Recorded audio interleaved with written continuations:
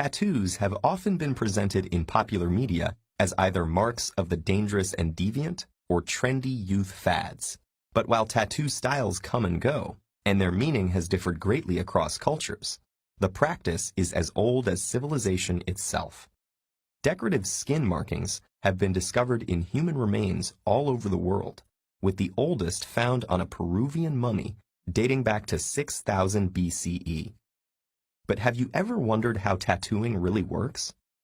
You may know that we shed our skin, losing about 30 to 40,000 skin cells per hour.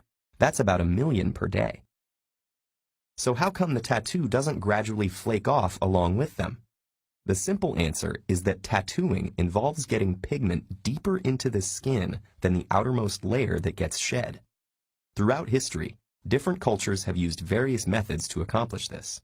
But the first modern tattooing machine was modeled after Thomas Edison's engraving machine and ran on electricity.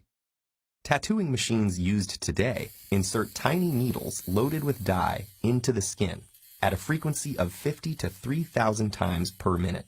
The needles punch through the epidermis, allowing ink to seep deep into the dermis, which is composed of collagen fibers, nerves, glands, blood vessels, and more. Every time a needle penetrates, it causes a wound that alerts the body to begin the inflammatory process, calling immune system cells to the wound site to begin repairing the skin. And it is this very process that makes tattoos permanent. First, specialized cells called macrophages eat the invading material in an attempt to clean up the inflammatory mess.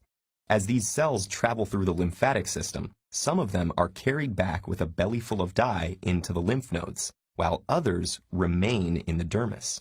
With no way to dispose of the pigment, the dyes inside them remain visible through the skin. Some of the ink particles are also suspended in the gel-like matrix of the dermis, while others are engulfed by dermal cells called fibroblasts. Initially, ink is deposited into the epidermis as well, but as the skin heals, the damaged epidermal cells are shed and replaced by new dye-free cells, with the topmost layer peeling off like a healing sunburn. Blistering or crusting is not typically seen with professional tattoos, and complete epidermal regeneration requires 2 to 4 weeks, during which excess sun exposure and swimming should be avoided to prevent fading. Dermal cells, however, remain in place until they die. When they do, they are taken up, ink and all, by younger cells nearby, so the ink stays where it is.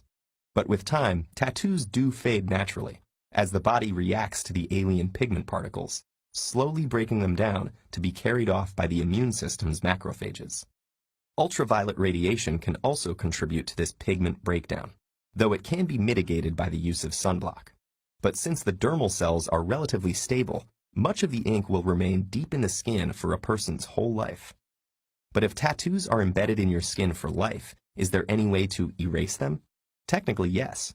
Today, a laser is used to penetrate the epidermis and blast apart underlying pigment colors of various wavelengths, black being the easiest to target.